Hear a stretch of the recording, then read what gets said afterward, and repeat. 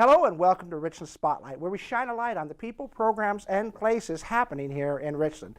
Joining me today is Executive Director of the Port of Benton, Scott Keller. Welcome, Scott. I'm glad to have you here. And the reason I brought you on the program is we're going to talk about something that's really neat happening out in the Horn Rapids Business Park, specifically the Tri-City Enterprise Center. And what that is we're becoming a new hot spot. Tell me what I mean by that.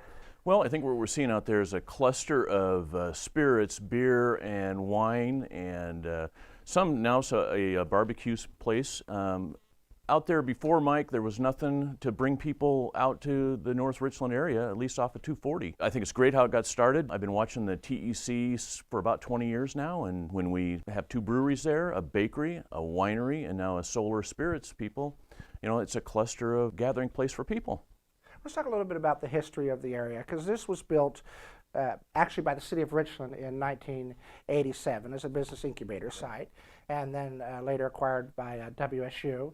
And then in 2011, the port took it over and took it entirely new direction. Tell me a little bit about the history and why you looked at this and said, wow, this is an exciting place. I started at the Port of Benton in 1989, and it was during that time the construction of the TEC was just starting, and I thought it was a great idea. It was an incubator type building for small business.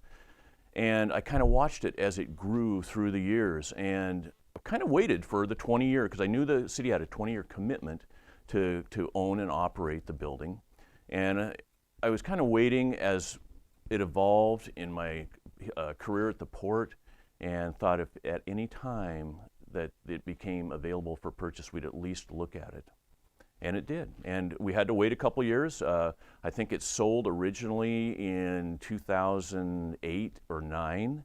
And what happened, the story is I found out that White Bluffs Brewery had opened up. I stopped in there, talked to the owner. I saw that the building was kind of getting run down a little bit. I said, who's your landlord? I thought it was actually WSU Tri-Cities. He said it was WSU in Pullman. They owned it. And so shortly after that, I went back to the port. I called WSU in Pullman. I talked to the real estate gentleman, and he was less than receptive of us even inquiring on purchasing the building. He said it was an investment for Pullman and they were going to keep it. Well, that was in November. Their new budget came out in January. Shortly after that, I received a phone call from the same gentleman begging us to purchase the building, and we did.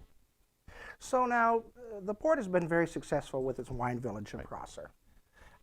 Do you see this as kind of a newer, smaller, but village like that? What we're going to concentrate on, just for information, White Bluffs has grown out of their area. They're going to move into a building just behind where they're at right now. And we are going to concentrate on looking for either a winery or a brewery or possibly another distillery, something that will fit into the cluster of the food and beverage area there. We also have 5 acres total. And there are building sites that are available on the piece of property that the TEC is on right now, that if somebody wanted to build a small brewery or eating establishment, we'd be more than receptive and we'd help them out. Let's talk about some of the tenants there. You have, obviously you mentioned White Bluffs. Tell me about some of the other tenants and their successes. What was interesting is when we were negotiating with WSU Pullman, we were also being approached by Ethos Bakery to start a bakery. And I think they'd actually talked to Pullman, didn't get a very warm and fuzzy from them. And the minute we closed on the building, we signed a lease with Ethos Bakery, who has now opened up a second restaurant in North Richland at the Innovation Center. And also, during our negotiations with WSU, we got approached by Shrub Step Smokehouse Brewery. They wanted to build a barbecue brewery type atmosphere restaurant, and we purchased the building, worked with them on improving their space, and we were immediately acquired 2 other tenants that fit into the cluster out there.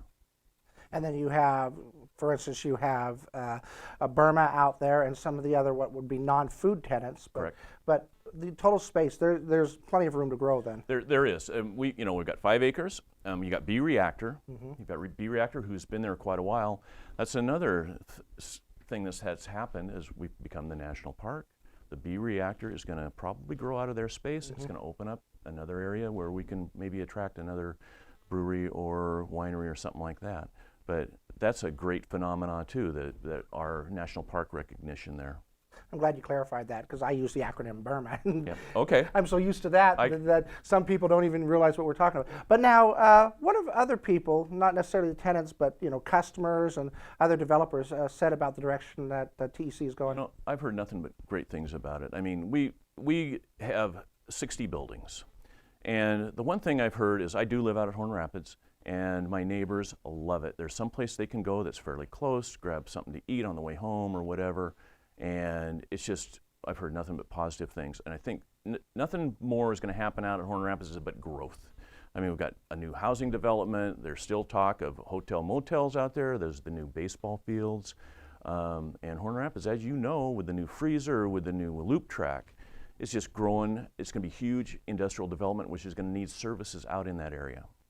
Now you have other people who are choosing to locate there. Solar Spirits is a great example. They're just down the street. Do you think that some of their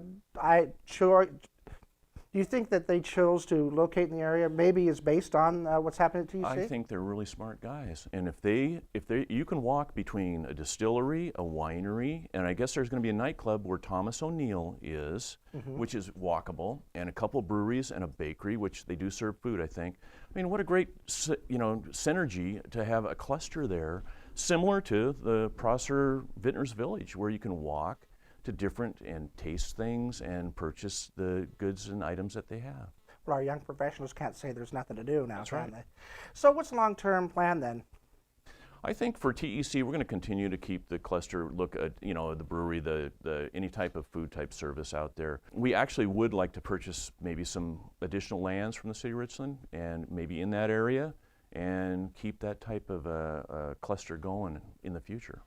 So if a potential business is interested, how do they contact the port? Contact the Port of Benton and probably contact Diane Howard. And she's our Director of Economic Development and Governmental Affairs, and she knows the TEC from day one because I think she started working there years ago. Any other plans for other wine and food and beverage type villages here in Richland? There's always stuff that's happening, especially in the Innovation Center area where WSU Tri-Cities is. There's been talk of dorms. That didn't come to fruition, but it's going to happen. Something's going to happen. There's going to be a lot more students up there. We see that place, which is a new restaurant. We see the Ethos expansion, and we have some land there that's ready for additional growth. And I think we could see some of that phenomena up there. Very good. Well, we've already run out of time, so I want to thank you for joining me here, Scott, on Richland Spotlight, and thank you for watching. We'll see you next time.